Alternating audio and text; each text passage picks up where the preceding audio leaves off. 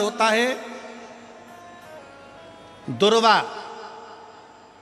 क्या बोलते हैं इधर छत्तीसगढ़ में, दुबा बोलते हैं कि घास बोलते हैं? जो गणेश जी को चढ़ाते हैं दुर्वा, दुर्बी, ठीक है। टीवी पर आप लोग देख रहे हैं, दर्शन कर रहे होंगे। दुर्वा, दुर्बी, जिसको छत्तीसगढ़ में दुर्बी कहते हैं, दुर्वा कहते हैं, जो गणेश जी को चढ़ता है, दुर्वा।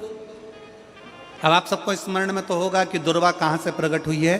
तो शिव महापुराण की कथा में विष्णु पुराण को अगर हम अध्ययन करें तो विष्णु पुराण का स्मरण करेंगे या कूर्म पुराण को पढ़ेंगे तो उसमें मिलेगा कि भगवान जब सुमेरु पर्वत को मंथन के लिए रखा गया था, तब वो पर्वत नीचे दबता जा रहा था, तब कच्छप भगवान अपनी पीठ पर उस पर्वत को धारण करे थे।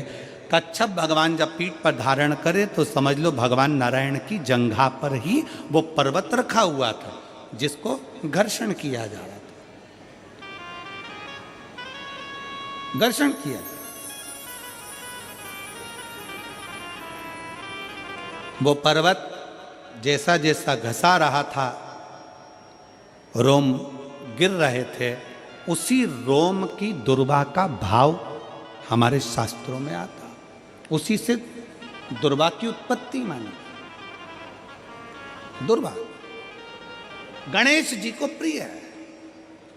और दुर्वा का फल कितना है? दुर्वा का फल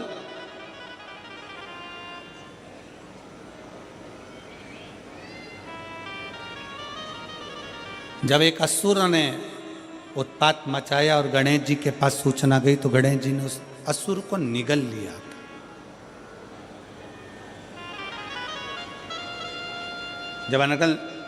जब देखा, अनायास उस असुर की ओर देखा तो भगवान गणेश जी ने उसको निगल कर अपने गर्भ में, अपने पेट में उसको धारण कर लिया। अंदर ज्वाला उत्पन्न हुई। भगवान शंकर ने एक दुर्वा गणेश जी को दी, उन्होंने पाई, अंदर बैठा हुआ असुर समाप्त हो गया। पाप कर्म हो, बेकार कर्म हो, गलत कर्म हो, असत्यता हो, या कई हमारे हाथों से हमारे द्वारा कोई पाप कर्म यदि हो जाता है, वैसे तो संपूर्ण विश्व में शिव महापुराण की कथा कहती है 4 स्थान पर प्रत्येक व्यक्ति से पाप होता है। पहला, झाड़ू लगाते समय छोटे छोटे जीव मर जाते हैं जिसका पाप माथे चढ़ जाता है। दूसरा, अग्नि जलाते समय छोटे छोटे पतंगे जल जाते हैं जिसका पाप मस्तक पर चढ़ जाता है। तीसरा, जल में कपड़े धोते समय, स्नान करते समय छोटे छोटे जीव मर जाते हैं जिसका पाप माथे चढ़ जाता है। चौथे नंबर का, चलकर जाते समय अपने पांव के नीचे, चप्पल के नीचे छोटे छोटे जीव मर जाते हैं जिसका पाप माथे चढ़ जाता है। शिव महापुराण की कथा कहती है एक दुर्वा शंकर जी को, एक दुर्वा गणेश जी को जब हम समर्पित करते हैं तो हमारे मस्तक का सारा पाप अपने आप समाप्त हो जाता है। दुर्वा में इतना तेज हो, दुर्वा। और शिव पुराण कह रही है तीसरे नंबर का तिलक है दुर्वा का। दुर्वा का तिलक, दुर्वा को चढ़ी हुई जब छोटी सी दुर्वा लेकर उसको सूखने के बाद भस्म बनाकर शंकर को चढ़ाकर उस भस्म को लाकर मस्तक पर यदि तिलक लगाया जाए, उस दुर्वा का तिलक यदि मस्तक पर लगाया जाए,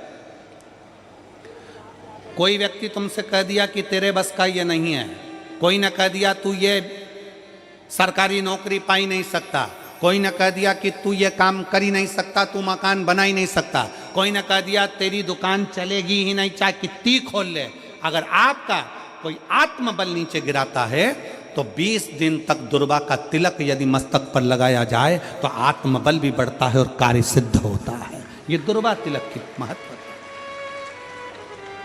चौथे नंबर पर आता है बेलपत्र की जड़ का तिलक, जिसको हम पहले भी कथाओं में बोल चुके हैं कि बेलपत्र कि मिट्टी का भी अगर तिलक लगाया जाए, बेलपत्र के नीचे की मिट्टी का भी अगर तिलक लगाया जाए तो वो भी फल देता है। तो बेलपत्र की जड़ का तिलक तो बहुत मूल है। कभी अब मान लो कहीं बेलपत्र की जड़ ऐसे नहीं निकालना चाहिए, बेलपत्र हरा भरा रहे तो कभी उसकी जड़ नहीं निकालनी, कभी भी। मान लो कोई बेलपत्र का वृक्ष सूख गया,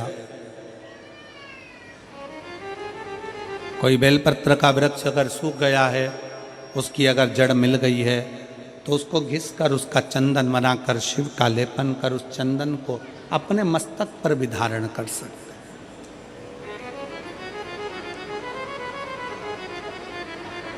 क्या होगा उससे? तो कहा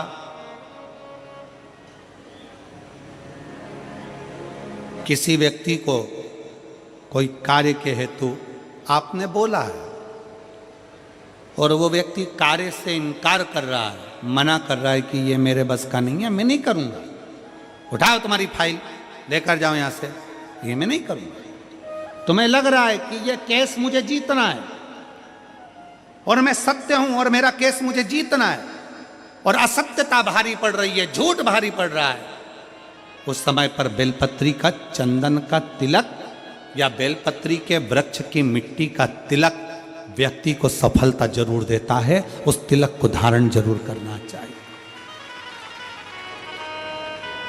उस तिलक को जरूर धारण।